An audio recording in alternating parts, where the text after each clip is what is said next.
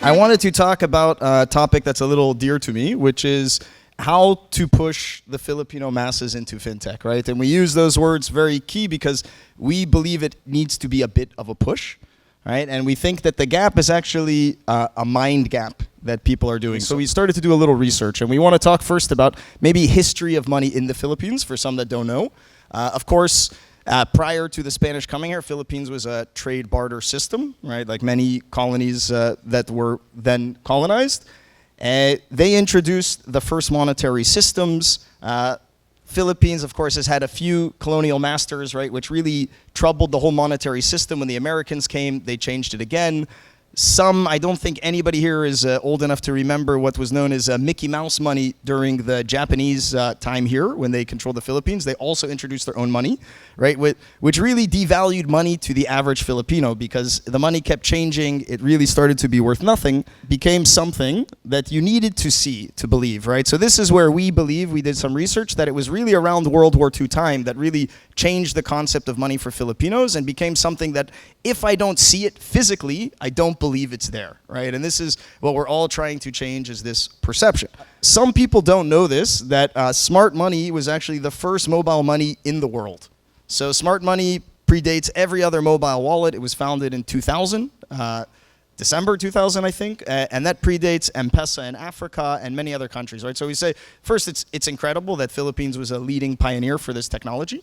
I don't think Smart understood at the time when they started it what it was for. They thought it would be an acquisition tool. I think today they now realize that this business could potentially be bigger than the telco, right? As mentioned, Tencent has come into Voyager, and I think they recognize Globe as well.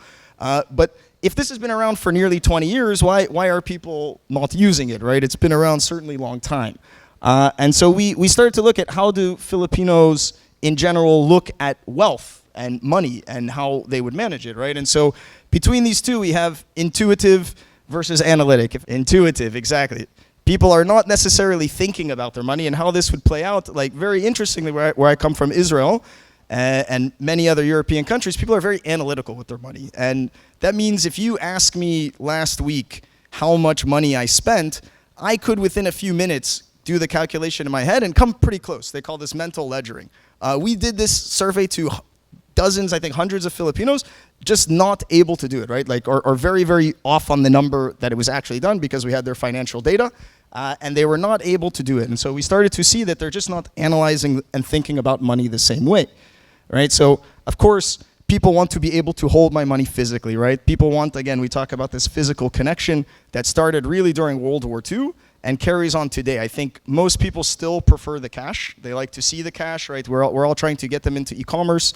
There are great last mile partners that help, but people really still want that physical money.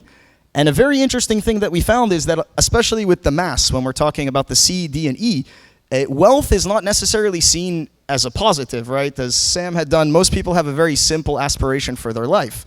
They don't necessarily want to become mega millionaires, and actually, they have a very negative impression of mega millionaires, right? They think very rich people are masungit, kind of stuck up.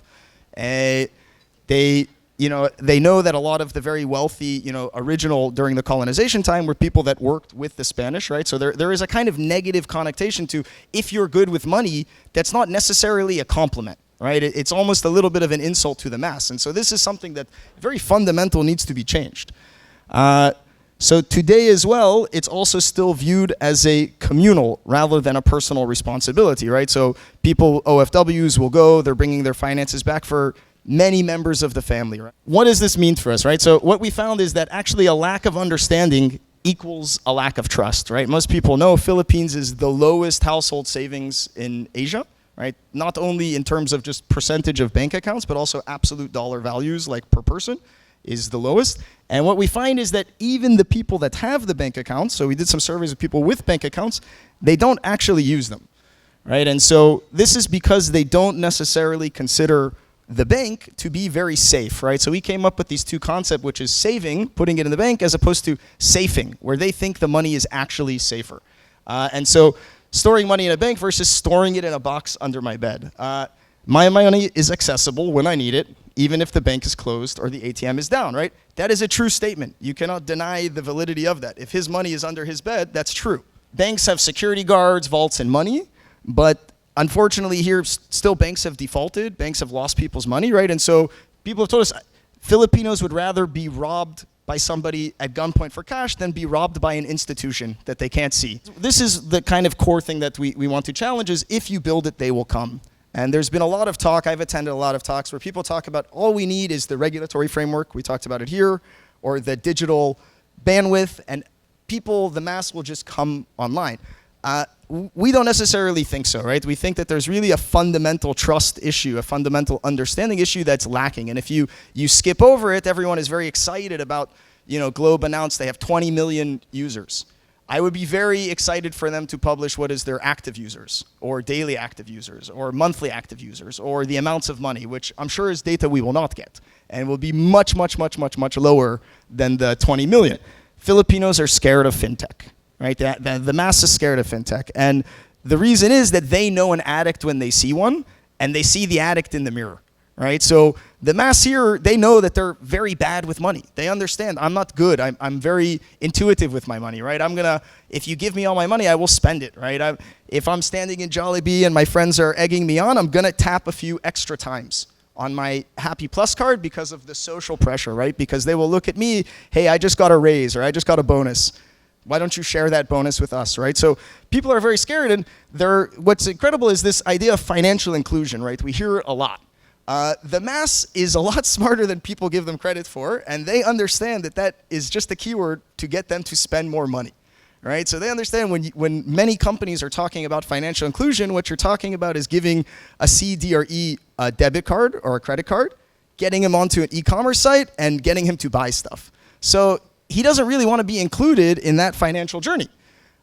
So they already have financial systems, the mass, right? They're using financial systems that have been around for 100 years for them. They don't need the financial systems that we're all trying to build. And this is because they have built these processes, making it just easier for them to save and making spending harder, right? So safe system number one. I'm sure anybody here with your employees, for some of the foreigners here, I will bet anybody lunch. Go ask your office staff tomorrow if they do any of these methods. I promise you will be buying me lunch. So number one is create a physical barrier between me and my money. It's a crazy concept for anybody in the West, but I keep my bank ATM card in the office so I won't be tempted to withdraw funds on the weekend. All right? I don't know anybody here has such a situation, but I'm sure you have staff that is doing this. Another safe system that we found the mass is doing, physical barrier and another person, right? So I give my ATM card to my dad. He keeps it safe for me in case I need funds, right? So we have people that, again, they're creating extra barriers between them and their money because they understand that if they have too quick access to it, they will spend it faster, right? Now, the three is a physical barrier, another person, and no personal involvement. Now, I don't know how many of you like this. I give all my salary to my fiancée. She's much better at managing finances than I am. There's actually another part to this quote I think they took out where he says, I'm very dumb with money. She's much better than managing than I am. So it's an amazing self-awareness that people have. Hey, I'm not good with money.